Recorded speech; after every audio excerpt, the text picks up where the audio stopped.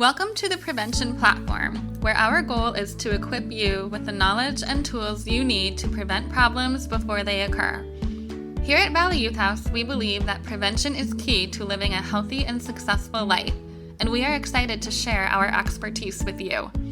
We hope that you find our discussions informative, engaging, and relevant to your own parenting journey. So sit back, relax, and let's dive into the world of prevention together.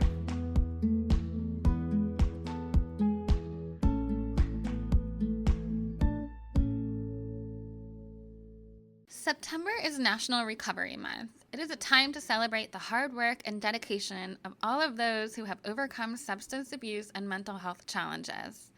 It is also a time to recognize the importance of prevention services in helping youth and families avoid substance use and abuse. Today I'm going to share 7 ways that adults can prevent their youth from turning to substances. I will also be joined by Valley Youth House's very own Martha Fenningham, who will discuss the Strengthening Families program and how strong family ties play a role in substance abuse prevention. And to wrap up the episode, we have 2 certified recovery specialists, James and Marie from Treatment Trends, who will share their thoughts on substance use trends amongst youth. I hear from many parents, caregivers, and educators who are concerned that their youth may be using or abusing substances. The first step to preventing substance abuse is understanding that anyone can become addicted. Drugs and alcohol do not discriminate, and their appeal is widespread, especially amongst youth who are carefree, innocent, and curious. So here are 7 protective factors that can work towards preventing substance abuse and misuse. Number 1, encourage your youth to be grateful. It may sound silly, but research has shown that practicing gratitude can be an effective way to prevent substance abuse. Being thankful for the positive aspects of your life can increase feelings of happiness and satisfaction, which in turn can reduce the desire to turn to drugs or alcohol as a coping mechanism. Additionally, expressing gratitude can improve overall mental health and well-being, making individuals less susceptible to the negative effects of substance abuse. Number 2, help your youth to develop healthy coping skills. When we have effective ways to manage stress, anxiety, and other difficult emotions, we are less likely to turn to drugs or alcohol as a way to cope. Developing healthy coping skills can include practices like exercise, mindfulness, therapy, and social supports. By focusing on these positive outlets, individuals are better equipped to navigate life's challenges without resorting to harmful substances. Number 3, ensure that your youth has strong decision-making and refusal skills. Our young people need to be confident in their choices and able to say no to things that make them uncomfortable. When they are equipped with these skills, they can make healthier choices and resist the temptation to use substances. That leads to number 4, which is to develop a strong sense of self-esteem. It is important that young people are comfortable in their own skin and that they feel accepted by their friends and family for who they are. We need to encourage our children to give themselves grace and celebrate their little wins in life. We all make mistakes, and that is okay as long as we learn from them. So having that understanding can go a long way towards substance use prevention. Number 5, help your child to develop goals for themselves. Having something to look forward to, whether it is in the short term or the long term, allows us to keep our eyes on the prize and makes us more likely to avoid anything that stands in our way. Goals give us a sense of purpose, which can counteract the pull towards drugs and alcohol. It is so important to educate your children about the dangers of substances. When young people become aware from a young age about the harm that substances can cause, it can generate a healthy sense of fear that starts the process of developing an inner voice that will eventually guide them away from the things that can harm them. And last but certainly not least, it is crucial that our youth develop strong ties and relationships within their families and communities. Having a strong support system can reduce feelings of isolation and loneliness, which are common triggers for substance use. Strong lines of communication and trust within families and communities can also create an environment where individuals feel comfortable seeking help if they do develop a problem with substances.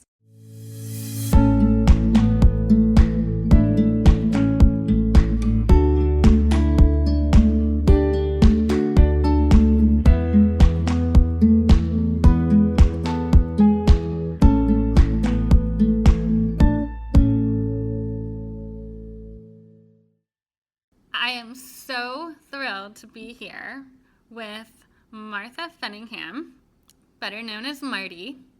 Marty is our wonderful Strengthening Families Program liaison. She has been with Valley Youth House for 10 years, and prior to that was a teacher in grades K through 6, but she especially loved teaching kindergarten. Marty herself has 2 grown children and 2 grandchildren. So I'm very excited to welcome Marty to the podcast today. Thank you, Marty. Welcome. Thank you, Ashley, for having me. I appreciate it. You're welcome. So today we are talking about substance use and how we can prevent that in young adults, in teenagers, adolescents, and even young children. What can we do to prevent them from going down that path later in their life? And so what I would love is if you could tell me a little bit more about the Strengthening Families program and what that does to help young people stay away from drugs and alcohol. Okay, the Strengthening Families program is an evidence-based program that was developed by Iowa State. Some of the features of the program are teaching every member of the family respectable behaviors. We encourage incorporating love and limits through their behaviors, and of course encouraging good practices for setting rules and what the consequences would be. The Strengthening Families program has, they've done a lot of research about the program, and it is very, very well known that it does prevent and reduce substance abuse. During the program, particularly the youths will learn about how to deal with peer pressure, which is very, very definitely a concern for parents, but peer pressure is regarding both youth and parents. And we teach 9 peer-resistant skills, some of them being encouraging the students, and they role play with the facilitator about asking questions, telling what could happen if they did if they were in a situation like this, and suggesting another route. We also teach both the youth and the families about I statements, and we practice using I statements. And we also teach the families and the youth about how to have a positive family meeting once a week. And they practice having a family meeting with us, and we help them through the family meeting. And then we encourage that they do that each week. And then the following week they come back and they tell us about their family meeting. One of the biggest things also that we do is we teach both the youth and their adult caregivers about to do some role playing about monitoring their children's behavior and their actions. We teach questions, teach them how to ask questions regarding who, what, when, where, and why. Okay. So those are some of the program features. So you had mentioned how you teach youth about I statements. Can you clarify that a little bit? Certainly. So an I statement, an example of an I statement would be, let's say that a caregiver has come home after work and she notices, or he notices, that the garbage is still in the trash can in the kitchen. And an I statement might be where you are actually saying how you feel. So that caregiver might say to the child, I feel very frustrated right now because this morning when we had our breakfast, I asked you after school today if you could please take the garbage out. I am feeling very, very frustrated because I see that the garbage is there. Right. So, in essence, the I statements is about explaining your feelings appropriately to your caregiver or to your child. Right. And you're expressing your feelings without raising your voice, without showing any anger, without pointing any fingers, without any fault, but just allowing that person to know what your innermost feelings are at that particular time. Okay. You also talked about the importance of having a family meeting.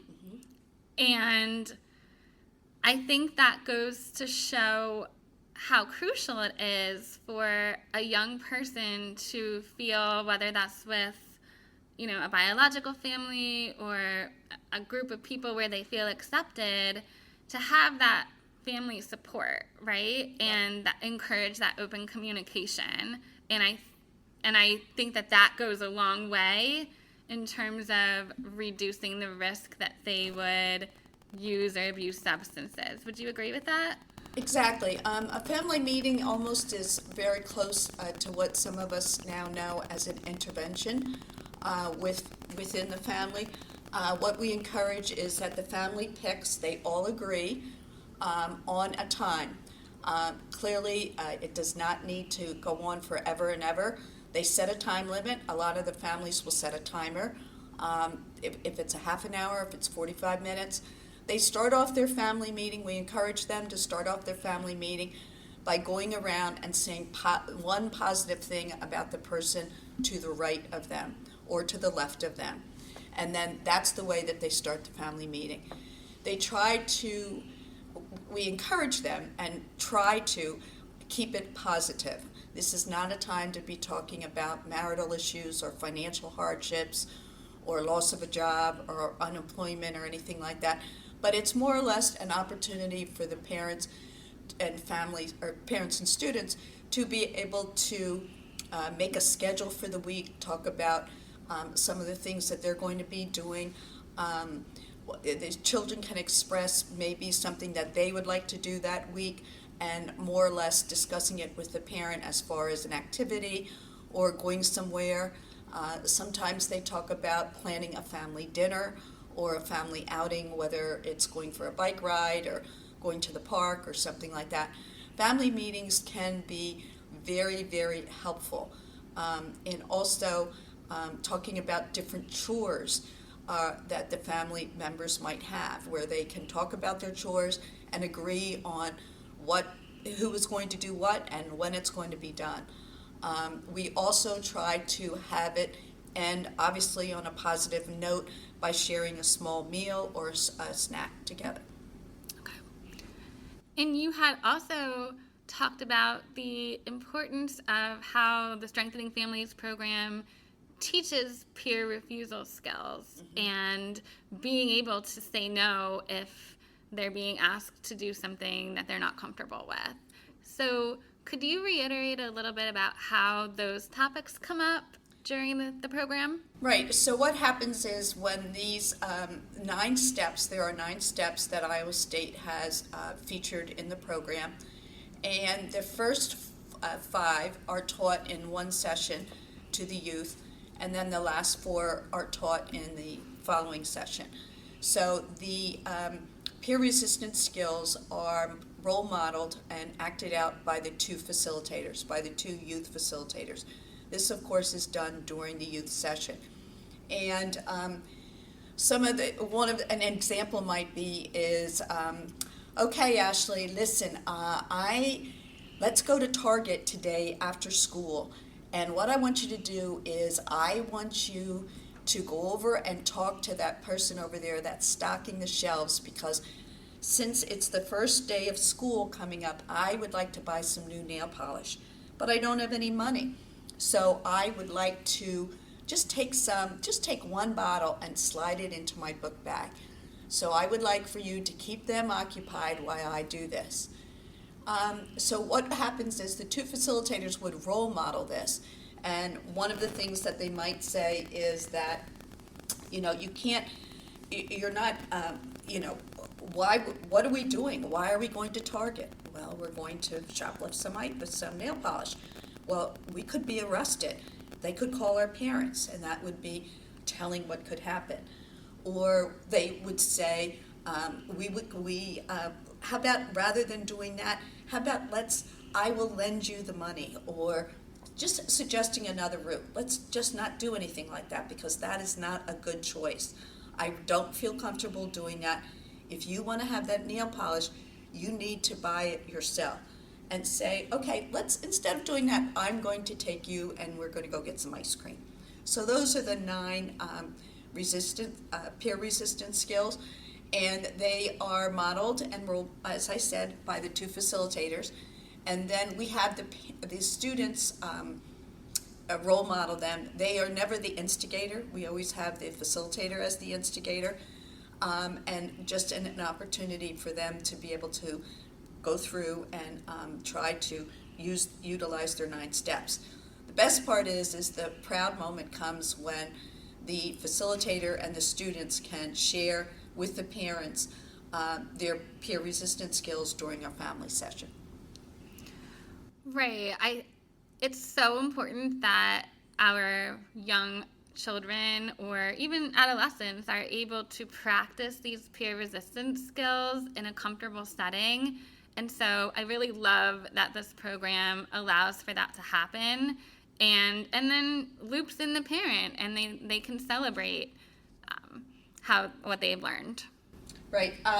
One of the things with during a family meeting that I should also point out is that it gives the families a chance to talk about some of the behaviors that might have gone on that week, and for them to be able to think about what the consequences were and what a better choice might have been.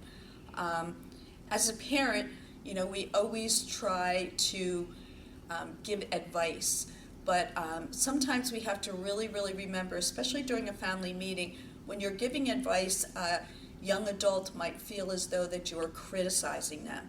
So during this family meeting, it's a good time for you to be able to listen attentively to your child, and then ask them if they are interested in your observation or your concern or your suggestion. That way they don't feel as though they're being criticized. It sounds like you would also be empowering the young person then. Right, and one of the biggest things is that, we in the 7 weeks of the program, it's very, very gratifying to see not just the youth, but also the adult caregiver grow, where you see them during our family dinners beginning to talk to each other, beginning to laugh with each other. During our family sessions, we do a lot of projects, fun projects together as a family. We make a treasure map, we make a family tree, we play a lot of games. One of the biggest things is that we want to stress that this is not like a homework club or something like that, that they're there to have fun and to be able to relax and to enjoy themselves. How do you think that the Strengthening Families program ultimately really helps to deter young adults from using and abusing substances? Well, I think one of the biggest things, like I said, is the peer resistance skills. I think that those are key because unfortunately our youth have the opportunity to get into some situations or experiences that are not positive. And a middle-aged student at that time, or even just a second grader, a third grader, fourth grader, a senior in high school. It happens so quickly sometimes that if they don't have that background knowledge, they will not be able to react correctly. Right.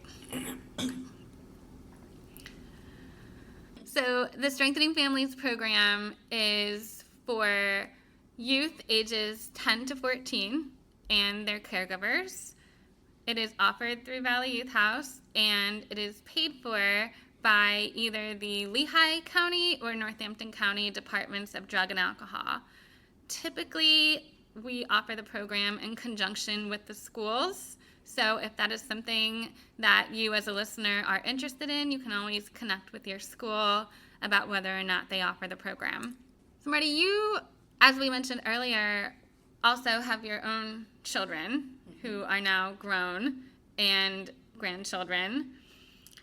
What advice could you offer to a parent, a caregiver who may be concerned that their child is either thinking about using drugs or alcohol, or is currently using drugs and alcohol, or is already kind of seeing some signs of addiction? Right.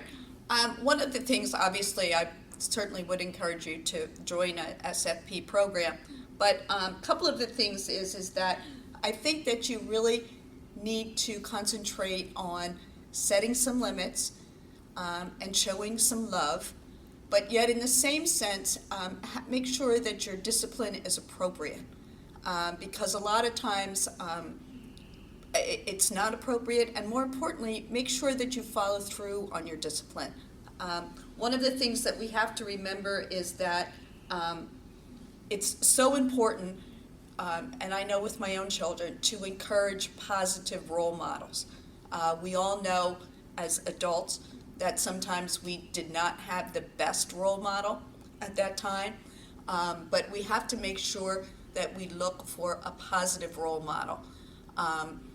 One of the things that you have to remember too is that it's most important that we stay strong, okay?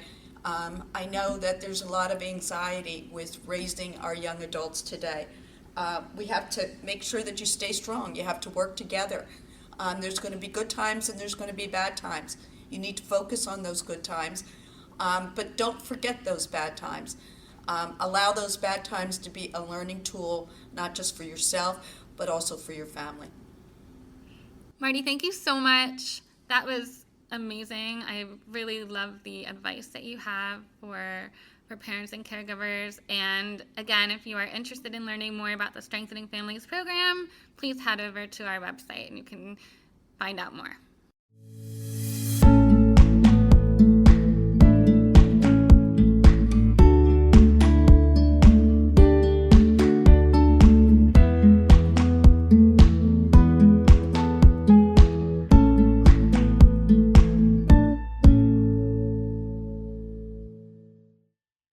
We are joined today by two really important guests, and they are here to talk a little bit more about National Recovery Month and how we can focus on preventing our youth from using and abusing substances. So we are joined today by James and Marie from Treatment Trends. And so James and Marie, welcome. Thank you so much for joining us. So could you go ahead and tell us about some of the work that you do for Treatment Trends? Certified recovery specialist essentially just means I've lived experience with drug and alcoholism, substance use disorder, addiction. So when you're in the field and somebody says, "Oh, you don't understand how I feel. You don't understand. They really can't." And I've had experiences where people sometimes catch themselves. "You don't understand what it's like. You don't understand how I feel." And then they would look at me and be like, "Oh crap, yes you do." And it's a little different avenue, and they see recovery as possible also, because having lived with it on both sides of addiction, one where I can't stop, I want to stop, I need help, but I can't, and then eventually to being in a place of living a recovery lifestyle today, and essentially getting the same effect in reality today that I used to get from a drink or drug through learning from other people that have lived it as well. So as certified recovery specialists, having that lived experience is one of the most integral parts of what you do and being able to work effectively. Is that correct? Absolutely. Actually, it's part of our job description and requirement is to disclose that with people. For example, if I was a counselor versus a certified recovery specialist, because I do know some counselors in the field that have lived experience. Now they have to present it as, well, I have a friend that, I have a brother that, I have a loved one, I know someone, and they're trying to speak at third party versus as a CRS, I did that, I know what it's like, and it's possible for you too. And I think for myself, having that counseling background, I understand one of the things we are told not to say to people is, I understand what it is that you're going through, unless you've truly been there in that exact same experience in that same moment. So I think it's really important that you mentioned that. So who are the types of individuals that you are working with on a daily basis? We are actually out of Treatment Trends has many different aspects to Treatment Trends. They have a inpatient facility rehab, they have an outpatient rehab, a halfway house, which is transitioning from an inpatient back into life or reality, for lack of better words. And Treatment Trends also has 4 recovery centers throughout the Lehigh Valley, one in Northampton, Palmer Recovery Center down in Easton near Easton Area High School, Change O Main, which is in Northampton, a Hope Center, which is on Broad Street in Bethlehem, right up the street from Wawa in Bethlehem on Broad Street, and we are out of the Allentown Recovery Center, 315 Linden Street, in the back of the Tribeca building is where we work out of. So the people, as far as it being a recovery center, at any one of the locations, if somebody's struggling, if somebody just wants more information, whether it's for them or a loved one, hey, I don't know what to do, my son's actively using, I don't know what to do, or I can't stop and I need help. They can come to any one of those 4 recovery centers and seek guidance or direction. Or if it's somebody with not actively drinking or drugging or using, and it's just like, I don't know what to do, I don't want to pick up again, I don't want to drink or drug, I need more information, I need help, I need a safe place to go. Can I just hang out here today because my environment is not safe, whether it be a home, whether it be on the street, wherever it may be. Any one of those 4 recovery centers, you can drop in from 9 to 4 and seek guidance. They are open from 9 to 4. And then also treatmenttrends.org is a website with all different pathways, whether it's inpatient, outpatient, the halfway house, to seek more information or direction. Thank you so much. That's really important that you mentioned that. I think that it really is incredible to hear about some of the work that you're doing and also the resources that are available in the Lehigh Valley. So what are some of the trends related to drugs and alcohol that you are seeing in our area when it comes to the people that you serve and young people in particular? As far as the youth, I see how, marijuana or alcohol, I know they always call it a gateway, but I do see how that can be a pathway to harder things down the road. And so, as a parent yourself, do you have any advice for parents who have young people in their homes or young people that they work with to try to prevent them from going down the path of using and abusing substances? From a parent who's actively drinking or drugging, become more educated, become more knowledgeable. If you need help, get more help. I mean, there's plenty of resources out there, whether it is going into rehab, whether it's going to AA, whether it's going to NA. There's plenty of 12-step fellowships out there, plenty of things that are anonymous. It's really, over time, I believe the stigma is coming down. Part of that also is the stigma. It's still there, but it's not like it used to be. That's my perception anyway. And what about an adult who is not struggling with substance use, but whose child maybe, or they fear them going down that path? I believe education, talking, having open conversations with your children, what the drugs are, what they can do. And there's plenty, because it is a family disease, there's plenty of support out there for the entire family. Marie is a CFRS, which is family support also. I only have the CRS. She has the family side, the CFRS, in addition to her CRS. When it comes to parenting, there can be two schools of thought. One is placing fear in kids. The other would be more about having honest conversations or things like that, of that nature. Do you have any suggestions as far as that type of an approach? I never used alcohol or drugs in front of my children at all. They've never witnessed it, they've never seen it.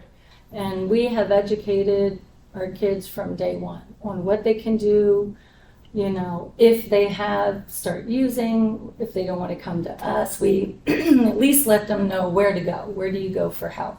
We also, you know, talk to them what drugs and alcohol can do to them, you know, with health-wise. So education is it's really important.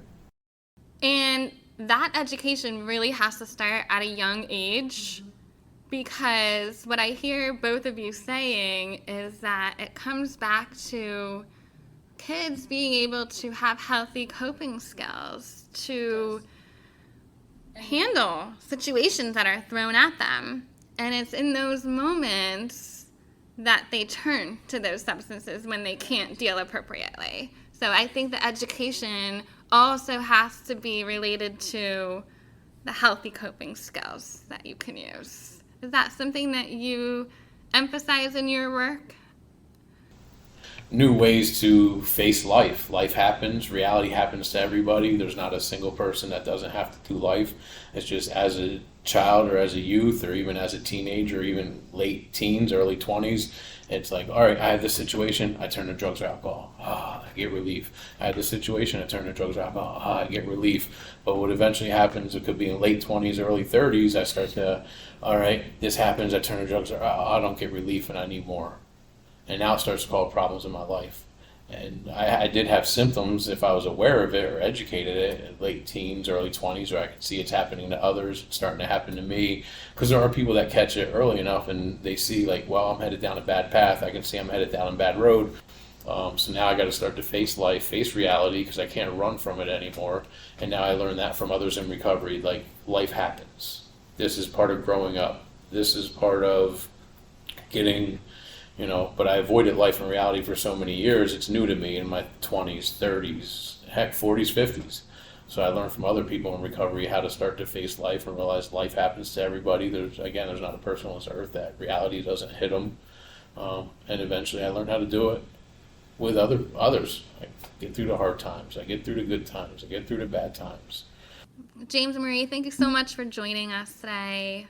And you should be really proud of yourselves for the work that you've done to come to this place and to be in the recovery that you are. And this is a really great time of year to celebrate all of that hard work. So congratulations to you, and thank you again for sharing your expertise with us. Thank you so much for joining us for today's episode of the Prevention Platform. Be sure to check out Valley Youth House on our website at www.valleyyouthhouse.org. And we hope to see you next time.